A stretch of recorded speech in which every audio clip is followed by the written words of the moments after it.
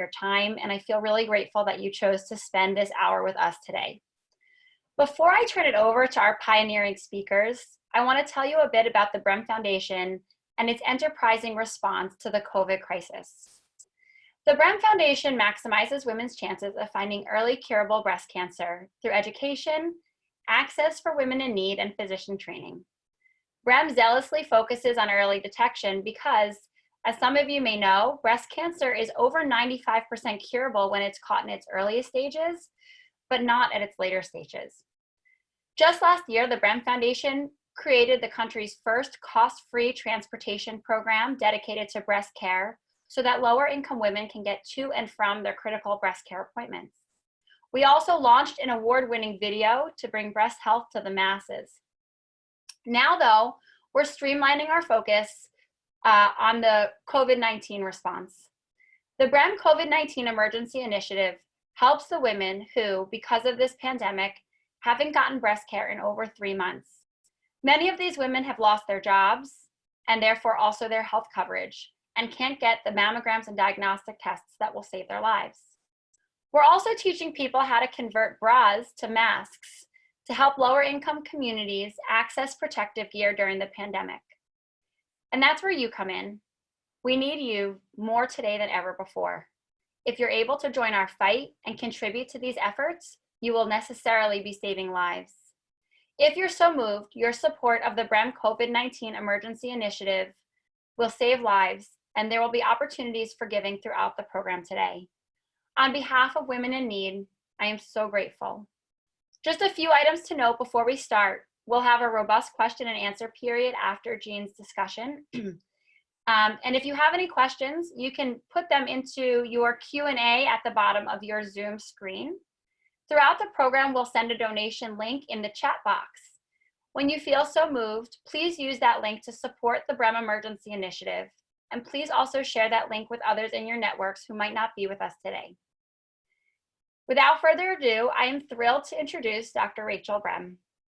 Dr. Brem will talk to us about the state of breast care during COVID-19 and will share some personal insights from her own battle with the disease. Dr. Brem is the Director of Breast Imaging and Intervention at George Washington University. She's the Chief Medical Officer of the Brem Foundation. She's a zealot for early detection, a breast cancer survivor, a decorated physician scientist, and most importantly for me, she's my mom and the grandmother of my 4 daughters. Welcome, Dr. Brem, also known as Mom. Andrea, thank you for that lovely introduction. I'm delighted to be here with everyone.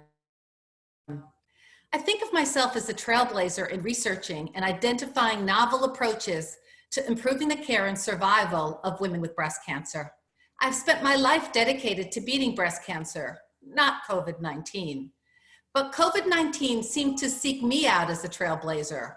I was the second person diagnosed with COVID-19 in Baltimore County, Maryland in early March. I developed many of the symptoms you know too well: an endless deep cough, shortness of breath, weeks of intermittent fevers, loss of taste and smell, and indescribable fatigue and muscle pain. But I am one of the lucky ones. I survived, recuperated at home, and am now fully recovered and back at work. I can, once again, focus on breast cancer, even though the landscape has changed dramatically. Today, I come to you as a physician scientist and a specialist in early detection of breast cancer to tell you that things have indeed changed. Even with these changes, our resolve to beat breast cancer has never been stronger, especially for those facing health disparities. Breast screenings were halted in March, but they are returning. Elective surgeries were canceled, including surgeries for women with newly diagnosed breast cancer, but they are now returning as well. Institutions, including my own, have reopened their operating rooms for those who have waited for weeks or even months. In these unusual circumstances, where things that previously never wait, these things now may have to. And it is critical that you know how to maximize your breast health in these unusual times. First, take self-exams seriously. Until breast centers fully reopen, it's critical. No one knows you as well as you do. Second, Know your risk factors so that when you have your annual screening, you can be knowledgeable about what you need.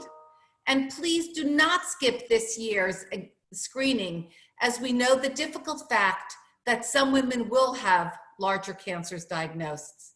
It is the best we can do in these unprecedented times. Third, monitor the status of breast screening in your own state so that you know when you can go back. As a physician, I can tell you that my colleagues and I have had to make harrowing decisions during these times that we never thought we would have to face in the US. We had to decide whether a high-risk woman can get screened, whether a woman who is newly diagnosed with breast cancer can have surgery, and whether someone's symptoms are sufficiently significant to warrant a diagnostic test that necessitates leaving the safety of your home. Now, I am happy to report that breast centers are reopening in phases. The ones that are opening, like ours, are implementing the most stringent safety measures so that when women return for their screening, they will be safe. These measures include daily screening for COVID of all staff and patients, social distancing by reducing the number of patients in the office at any given time, necessary cleaning between each and every patient, and strategies to minimize the time and number of people in the facility at once. I urge you to check your state status to know whether it is safe for you to be screened now. For symptomatic women, care never stopped. Physicians never stopped seeing women with breast problems. If you have a problem, reach out to your healthcare provider. Get the imaging and the care that you need. It's available to you now and has been throughout the pandemic. This is all new to us, as it is to you, but the commitment to early detection is no less, just different. So how are COVID and breast cancer similar? They both require us to harness the fears associated with disease for the better. With COVID, do all you can to avoid the disease. Stay home as much as possible. Wear masks when you are out. Wash your hands and maintain social distancing. With breast cancer, be diligent about breast self-exam. And as we move forward, insist on risk-based screening with annual mammograms for some women, and for women with dense breasts, insist on annual breast ultrasound. In those that have a greater risk, MRI is used as well. We are committed to maintaining the extraordinary gains we have achieved with a 40% decrease in the death rate from breast cancer over the past 2 decades. Only a bit differently for now. Please do all that you can to prevent both breast cancer and COVID-19. And please do not skip your much needed screening this year due to the necessary delay as a result of COVID-19. Now, I'm happy to welcome back Andrea and thrilled to introduce my dear friend, Jean Case. Jean is the chairman of the National Geographic Society, CEO of the Case Impact Network, and CEO of the Case Foundation. She is a businesswoman, investor, philanthropist, as well as an internet and impact investing pioneer who is a passionate believer in the power of business to do good. Her career in the private sector, including as a senior executive at AOL, spanned nearly 2 decades before she co-founded the Case Foundation in 1997. Jean launched the Case Impact Network to expand efforts to usher in a new era of more inclusive capitalism. In addition, Jean currently serves on the boards of the National Geographic Partners, the White House Historical Association, as well as on the advisory boards of the Brain Trust Accelerator Fund, Smithsonian American Women's History Initiative, and Georgetown's Beek Center. In January 2019, Jean's first book, Be Fearless, 5 Principles for a Life of Breakthroughs and Purpose, was published by Simon & Schuster and is a national bestseller. Jean, we're thrilled to have you with us today. Well, thank you. I'm excited to be with both of you, but especially you did not add to my bio, Rachel, that I also am a breast cancer survivor, with many, many deep thanks to you and the team at GW. I'm almost 10 years out as a survivor, so I've witnessed firsthand your extraordinary skill and care. So it's really delightful to be with you today. Thank you. Thank you. So I'd like to start our discussion, and Jean is one of the foremost thought leaders of the rapidly evolving field of technology and of women's health, and especially as it relates to breast cancer and survivorship. I'd like to start our discussion by asking, what is your vision for how technology will change our lives post-COVID, and in particular, how it will impact women's health and breast care? Yeah, well, obviously we're all experiencing technology in new ways, including this, Zoom interactive conversation we're having today. But I am really, really optimistic about two things. First, this moment being used in powerful ways to drive new innovations. And I'm already seeing some great examples of that maybe we can talk about. But, I also think the very nature of crisis, as I try to draw out in my book, is a time when innovations come forward. And although we tend to think about this as dark days, I have no doubt that when we come through them, we will look back and say we're not sure any of that would have happened were it not for the crisis that we faced. Terrific. And I'd like to share my thoughts that I think we have enormous opportunity with technology now. And now I'd like to turn the conversation over to Andrea to talk about your best-selling book, Be Fearless, and how your roles at the Case Foundation and National Geographic is more relevant now than ever before. Hi, Jean. Thank you so much.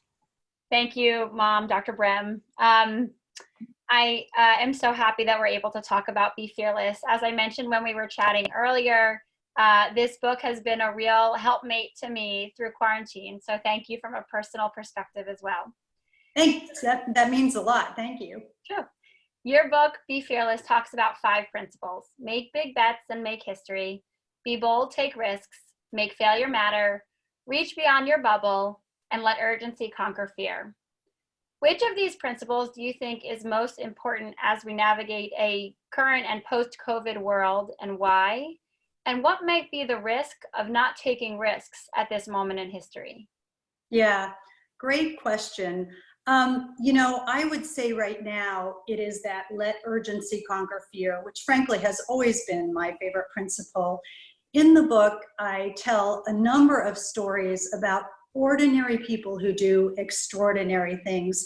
And in some cases, in some of the modern day things that we're seeing, like real time in this moment, in terms of innovations coming forward, it weaves together several of the principles around risk taking, around letting urgency conquer fear, and making a big bet. And I'll give you one example, and you may know of it.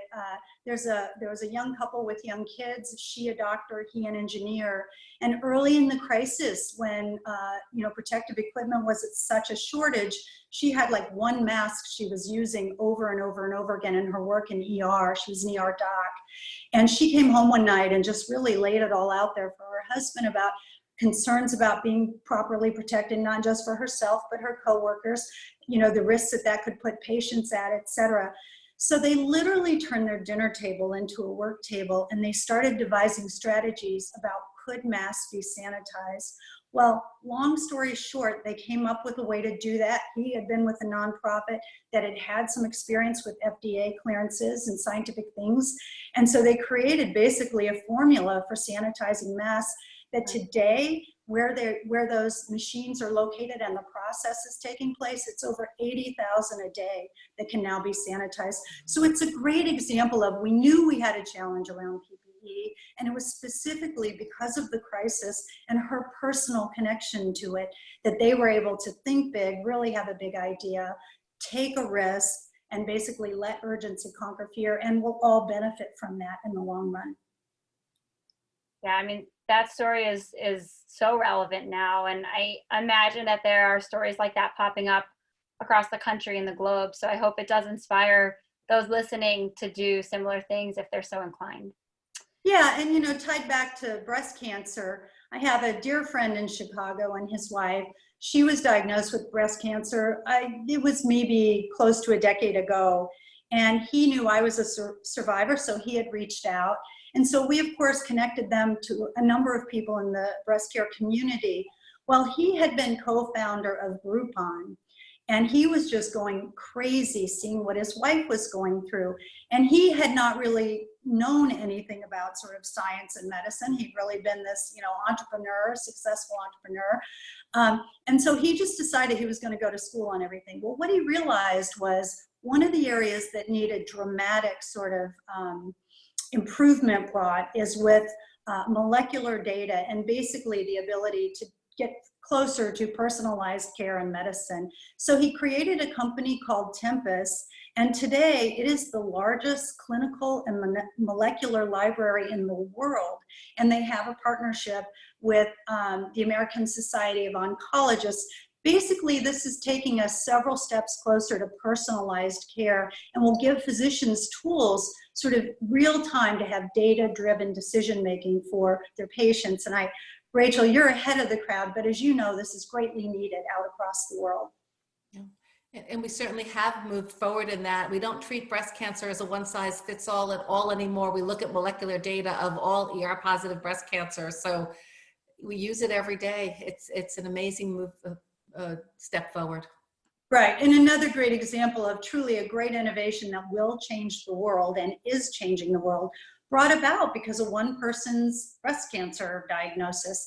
They were backs against the wall, they were in a crisis, they figured out a way forward. Yeah, for sure.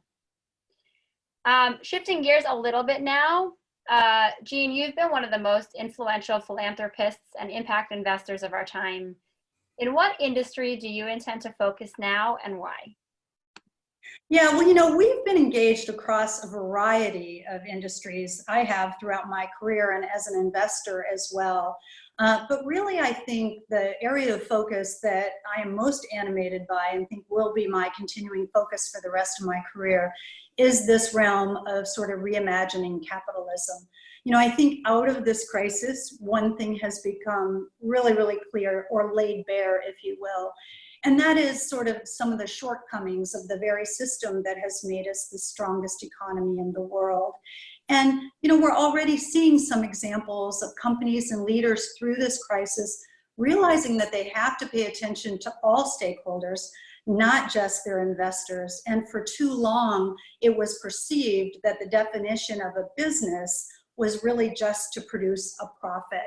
And so I'm excited by the developments that are just in their earliest days. In August, the Business Roundtable put a new definition forward of what it means to be a business. And it includes care for all stakeholder groups. And that would be your employees, your supply chain, your customers, not just those that have invested in your company. So I think when we get closer to that reality and more companies are thinking more broadly about impacts on their stakeholders, but also on society through things like sustainability and what they're doing to the earth with their products and services, I think it'll get us a lot closer to a more level playing field for people who have either been left out or have been too strongly impacted by the negatives that have gone, unintended negatives, out of capitalism. So that's how I'm going to spend my coming years, and already deeply in it, and really feel like there's great promise there. Yeah, you've already had such an impact in that world. I just hope that we experience an even greater cultural shift in the thinking of investors, of CEOs, of people who really have the reins in that world. So, your foundation has done such a fabulous job of understanding the needs, particularly of the underserved, and bringing innovations forward. You referenced some of them in your earlier conversation. But, I think that's what's happening more broadly, as COVID-19 has played out. We see that in a probably, well, most definitely unintended way, but that there is a bit of a divide in America. There are those who've had access to healthcare, who've had lots of resources around them. And then there's, whole sectors of people who have really been left behind, and they're paying a disproportionate price today. And I think there's a growing sense by the public that just has to end. We can do better.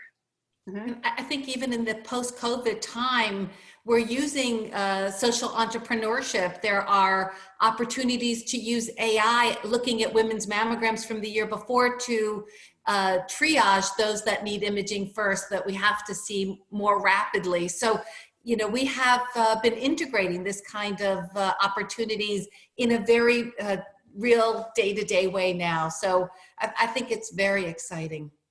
Yeah, I do too. And you were one of the first to explain to me in a great degree of clarity, that even things like transportation could be a challenge, or childcare could be a challenge for some underserved. There really is the potential for technology to bring down the barriers that have kept several of our communities from having equal access to healthcare. Yeah, I mean, in some ways it is the great equalizer, right? Because assuming we can ensure access to not even ownership of technology, but access to technology for lower income communities, those who are not seeing doctors because they can't take a day off of work, because they don't have anybody to watch their kids, because they can't get there, because they don't have transportation, those things will disappear, right? Those barriers will be gone. And then there's the whole element of, it's intimidating to go into a hospital and sit in front of somebody in a white coat. Like, there are some people that have trouble with that. So this is, a real potential moment where we're being forced, our hands are being forced by a sinister virus, but really it's going to end up opening a whole world to people who really need it, I think. Right. Thank you. But we need all the players on the field. And I really want to say this to anyone who has joined us today. And first of all, thank you for joining us. But I tell a story about the development of the new Ebola suit. When the Ebola crisis was raging, we knew that the protective suit that the workers were wearing put them at risk. And there was a great desire to have a new design for a suit that could be safer and more secure for our healthcare workers. So there was kind of a call that went out, and in different universities across the nation, teams got together to design new suits, and there was a competition around it.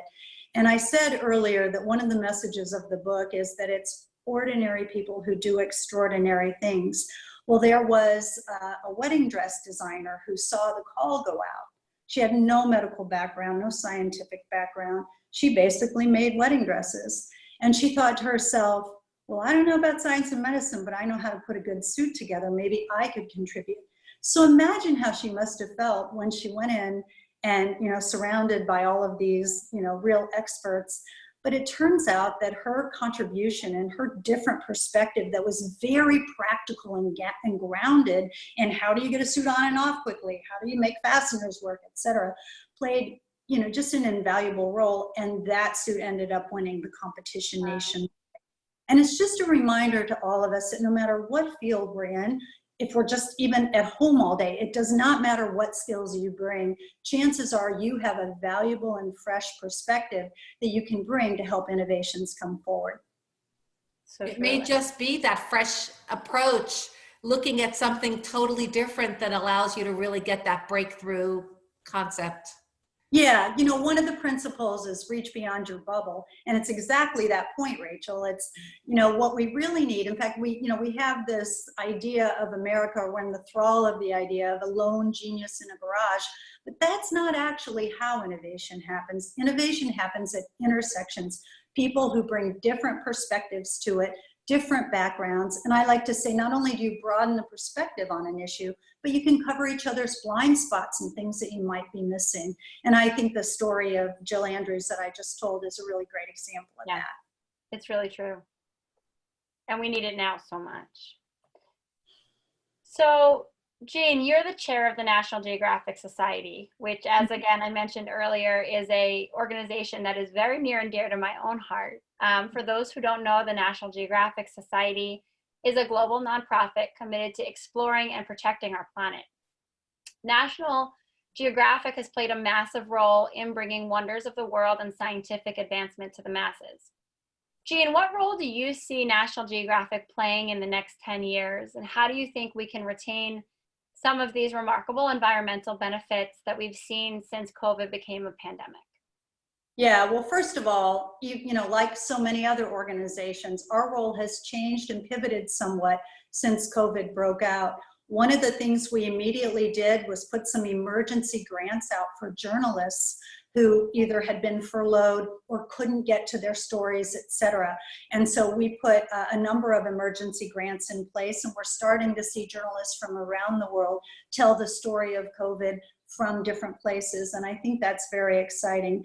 But we like to say, that we believe in the power of science, exploration, education, and storytelling to change the world.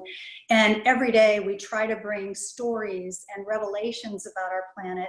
And, our belief is that if you know about the planet, you know about its creatures, you'll care about the planet.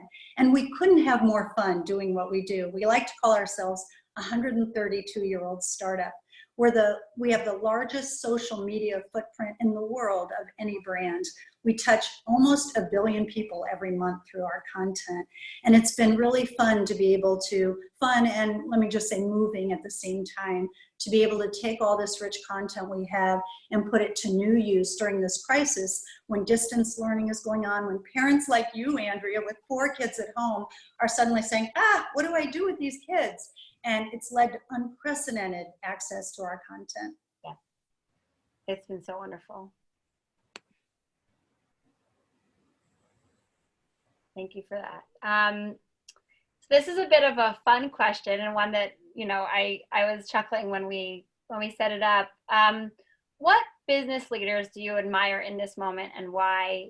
As you correctly pointed out, it really is individuals, both, people we would think of as lay people and leaders that are making the difference and either making decisions that are lifting people up or making tough decisions that aren't right now. And who are you turning to as somebody who's really been a shining example of what it means to be a leader in the business world in a tough moment? Yeah, well, I would say that, I'm fortunate in that I've worked with from the biggest companies to the newest, smallest startups. And so I'll use a couple of examples that go down that range. So, Mary Barra is CEO of GM, and they pivoted quickly to provide ventilators, much needed ventilators. That was really impressive to see how she as a leader could have her company turn on a dime like that, and the passion that the employees brought to helping through this crisis. That's a great example to me of a big company. Another leader who emerged early that I just, think the world of is the CEO of Marriott, who, by the way, is receiving care for stage 4 cancer while he's leading his company through this time. And his video was one of the first to come out that set a tone about CEOs being mindful of their stakeholders and both the suffering and the challenges that their stakeholders face. And that would be another leader. Airbnb's message out to employees that they had to furlough really became, a bit of a spotlight. But if you didn't see it, it was just remarkable in its care and concern, again, about employees as stakeholders. And they were they were the first company to create a stakeholder committee of their board. So when they make decisions at the highest level, they're considering the impacts across stakeholder groups. And then even to the smallest startups. Maybe some of you know this company called Custom Ink. It's a company that you could always order these custom t-shirts from for your teams or if you're having family reunion. Well, of course, when COVID started, gatherings stopped immediately. So they pivoted to using their same t-shirt material and manufacturing know-how, and they provide now face masks out of that same material, and you can have those face masks customized with a message that maybe means something to you or your company. So lots of examples of great leaders pivoting and staying sort of nimble in this time to say, how can we either pivot our business to provide a better service, or how can we actually be part of the solution as part of the COVID challenge? Well, and we're a tiny little nonprofit and we're doing big things, but it has begged the question to me of, does something like this fundamentally change what you do, right? Does it fundamentally change what your constituent groups need, how they're going to consume information or material or services, right? And that's what we're talking about. And I think it forces an open mind. Otherwise, you're going to get left behind, right? Like then you're not going to stay up with what is needed now. And I would imagine that there are many, many smaller companies, nonprofits across the country who are figuring out, or unfortunately aren't figuring out, that what we've done for so long might not be what we're doing next year. Yeah. I think the leaders and the organizations that crawl into a shell during this period are probably not going to emerge very strong out of it. I do think it's those companies really applying, and leaders applying the principles that are drawn out in Be Fearless, which I should say, although I wrote the book, the principles I highlight largely through storytelling really are based on social science that we invested in some number of years ago to take a look at the core qualities of change makers, entrepreneurs, and innovators who had transformational breakthroughs. And, you know, it had been clear to me as I moved around the world through my, you know, different roles and through the decades that people everywhere have great ideas. People everywhere actually can find a way to innovate, but sometimes people take those forward to success and sometimes they're just left. And so we engaged a group of social scientists to go to school on this question of, is there a secret sauce? And it turns out, as I've said twice now, it's ordinary people who do extraordinary things, but how they get there is through the application of these 5 proven principles that are behind breakthroughs across time and across sectors and across geographies. I think sometimes the impact is even more far-reaching than could be imagined by a great idea. So you speak about the company that made customized t-shirts and pivoted into masks. Well, then the next step was that so many COVID patients were so lonely and were surrounded by people who were half faceless that now people are beginning to put the rest of their face on their masks as they care for COVID patients so that that human interaction becomes a little bit more personal in a time that's really difficult. That's great. I think that's a terrific example of, you know, where you wouldn't normally look for innovation. Look at what they've done. I think that's really neat. It's a small thing that has a big impact. Yeah. Well, this was a wonderful conversation. I know I benefited from it greatly. We do have a number of wonderful questions coming in from the audience. With your indulgence, Jean and Rachel, I'd love to open it up so that people can get their questions answered. Sure, let's do it. Great. The first question is, what advice would you give to someone hoping to start a socially conscious company now?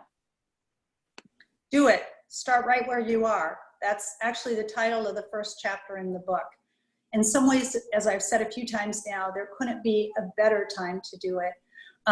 Things today to start a company are so much more accessible, even if you're living through Zoom. You know, as an investor, I've been able to keep in touch with, you know, things I'm invested in. As chairman, we've had our board meetings on Zoom. I mean, it's been a sort of almost fully operational time for me in these 3 months that I've been home. But there's never a better time than now. And, you know, one of the things that became clear in our research is that too much overthinking, and it's counterintuitive here, too much overthinking can actually be unhelpful. We like to say, you know, don't overthink and don't overanalyze, do. So is there a toe in the water you can do right now during this time where maybe you have a little more time or you're not spending 2 hours on the road or whatever it is, but now could actually be among the best times. And in fact, you know, I have this piece that hasn't published yet that talks about all the great companies that were born out of crises period. For instance, the Walt Disney Company was started in 1929 in the you know, height of the Depression. And I guess they just realized, well, this was a time when people could actually use a smile and seeing some characters, a mouse, you know, in different circumstances. Airbnb was born during the financial crisis. So time and time again, some of our greatest companies, including GM, were born at times when you would think no one will start a company now because it's such a challenging time. Very helpful. We have another question coming in. This one is for Rachel. This person asks, would you recommend an ultrasound every 6 months for a previous breast cancer survivor or once a year? This person also says they have dense breasts. Thank you. So that's a great question. Thank you for asking that. We don't recommend doing every 6-month ultrasounds unless you're following a specific finding that we look for interval change. But the data does not support 6-month ultrasounds for screening. And as Jean said earlier, we're really working on data-driven medicine. So I am thrilled that you're getting an ultrasound if you have dense breasts. We know that women who have normal mammograms, normal physical examinations with dense breasts who get screening ultrasounds every year have a substantially increased risk of finding very important breast cancers. And what I mean by that is not those precancers or ductal carcinoma in situ that is somewhat controversial, but rather small invasive node negative breast cancer. So potentially killer cancers that we find early enough that we can save. So I'm glad you're getting it, and I'm glad you asked this question. Thank you. Thank you. Jean, another audience member says, the Case Foundation differentiates between traditional nonprofits and enterprising nonprofits. Can you explain the difference and why investments in enterprising nonprofits are so important? Is there a blurry line between nonprofits and socially conscious for-profits on a spectrum? Yeah, well, you know, when we look at the field of impact investing, which I've been deeply engaged in for more than a decade now, you know, we look and we almost are agnostic about for-profit and nonprofit. In the for-profit realm, however, you know, we'll look at, does it provide more than a financial return? It also provides a social return. But you could almost flip that on the nonprofit side, where we really have worked closely with nonprofits we've been supporting, because they start, right, with a social impact. There's no question there. But often what they don't have is a business model that can sustain them. And it's really hard, you know, to be strategic in your thinking and even plan for the longer term in your thinking if you're constantly hat in hand without a business model that can help drive your realities forward. So it's, you know, it's funny because in both cases we're looking at a financial return and we're trying to look at a social return. It's just which one leads sometimes depends on whether that's a for-profit or a not-for-profit. But we do tend to, you know, work more closely with nonprofits that are entrepreneurial in nature, wanting to take some risks, trying to innovate, maybe trying to test around with different business models, what they might do. At National Geographic, Disney is our partner. And when we formed that, we put all of our commercial businesses into a joint venture. And out of it, we got a $1.2 billion endowment, and $100 million a year comes over the transom from Disney in our shared profits together. That is what has enabled this 132-year-old company and organization to thrive. Is, you know, it really was careful thinking about an innovative business model and a partnering with the private sector. And so if people are engaged in nonprofit work, even foundations, there's always opportunities, as we have time and time again, to partner, you know, with someone else who might be able to bring a different set of resources. Yeah, that partnership is really critical. I can tell you at the Brem Foundation, we probably cherish most our partnerships with those other nonprofits who are working on the ground in lower income communities. We couldn't do what we do without them, and they would say the same about us. And, you know, those are critical lifelines for each other to be able to access the capital and the people that we need to do the work. So it resonates. We are constantly trying to expand those partnerships and highlight those partnerships because, you know, in a silo, one person can only do so much, but, you know, really, really effective organizations understand that they don't go it alone, you know? Yeah, and I really give you guys great credit for that, Andrea, because I do think that really is a secret sauce. And I talk a lot about the importance of partnerships in driving success. And so I would say to anyone out there, whether it's the person that was thinking about starting a company or this question on nonprofits, you know, who could you partner with to advance or accelerate what you're doing? And I think often there just isn't a discipline brought to that question. Literally make a list. And by the way, aim really high, have a big idea. I mean, we aimed at, like, you know, the largest media company in the world, and here we sit. But it would have been easy to say, we're just a nonprofit, they won't do that with us. And so be aspirational and think about how partners can lift you and extend your work.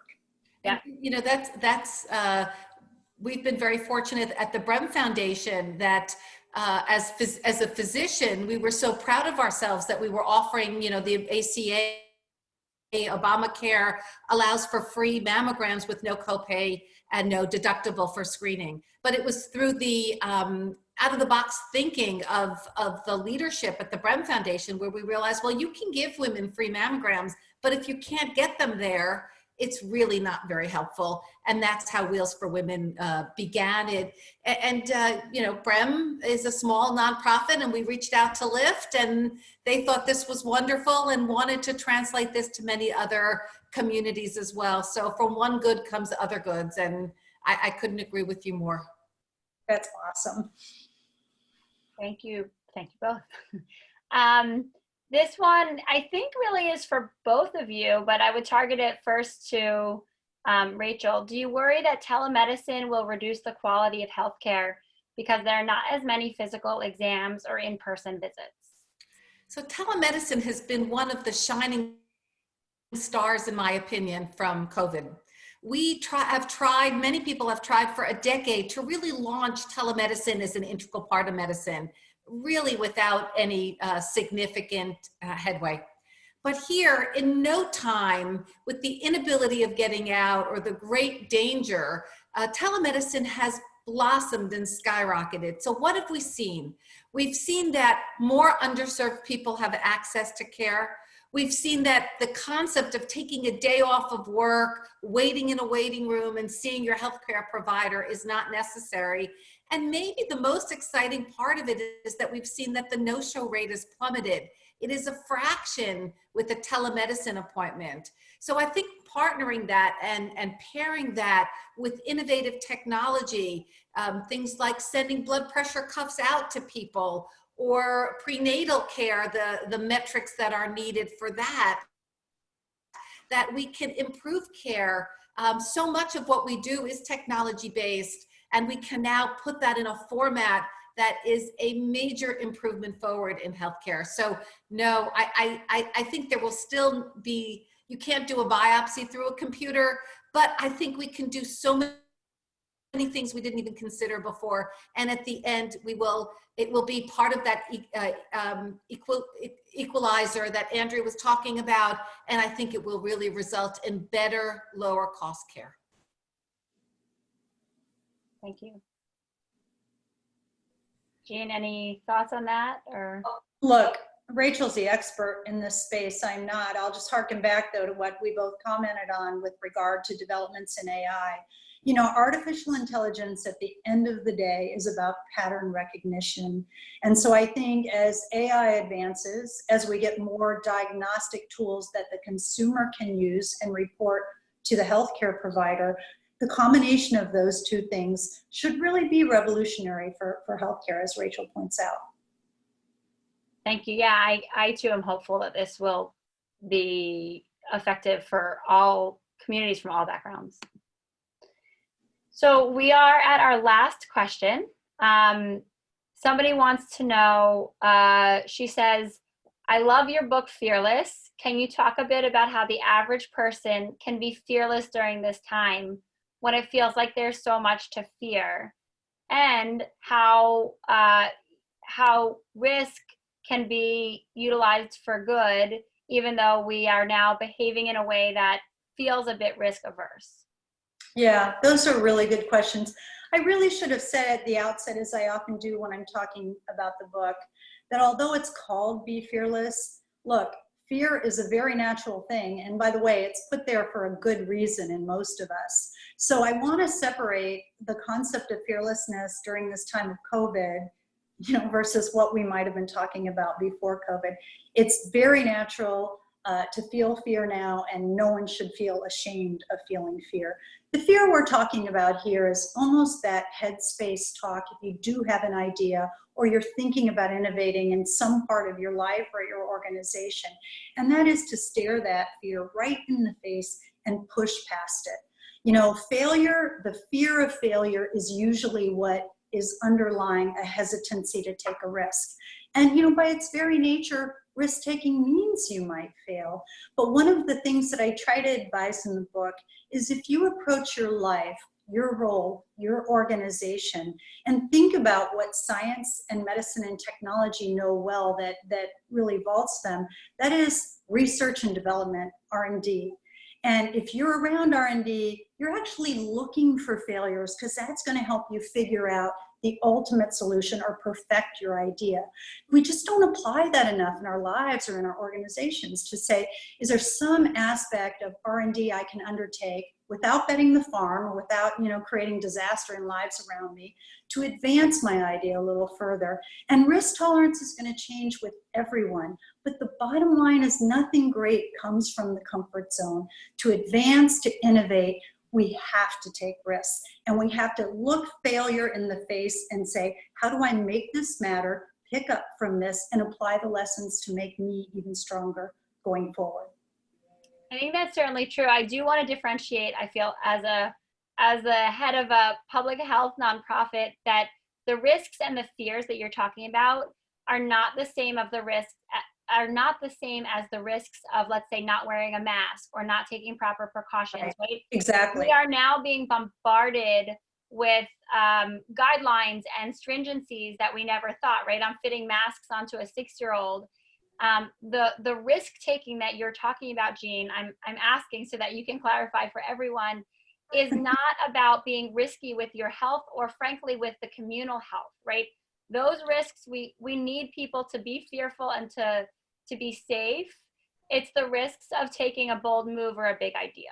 Yes, Andrea, thank you. If I wasn't clear enough, that's really what I was trying to say. But, in terms of what has a different context here, I am the author of Be Fearless, but I have not left this farm in the country for 3 months. I don't see anyone. I wear a mask anytime anyone's even on the property. So there are necessary risks we have to take throughout life. But to innovate, to try new things, not in the space of health and well-being, but in terms of thinking about you have a solution you want to bring to society, there are ways you can take measured risks.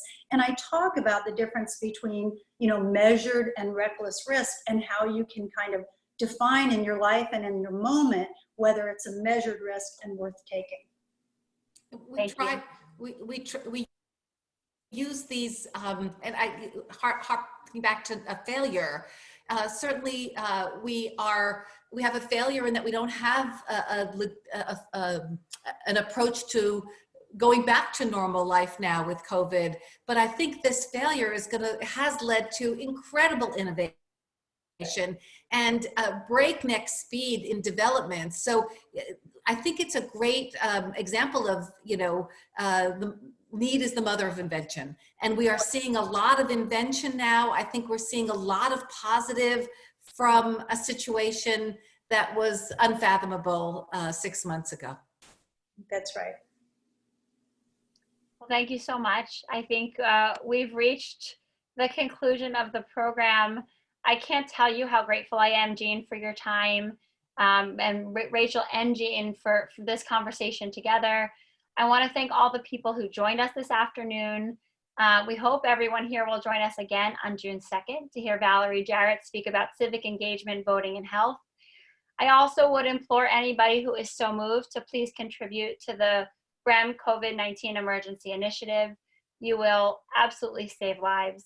Please save your spot for next week and learn more at bremfoundation.org. Be well, stay safe, and we look forward to seeing you again next Tuesday at 1 o'clock. Thanks, everyone. Thank you both. Thank you. Thanks so much, Jean. Bye.